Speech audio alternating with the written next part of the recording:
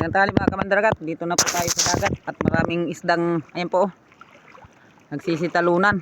Ayan o, grupo ng mga isda, dami.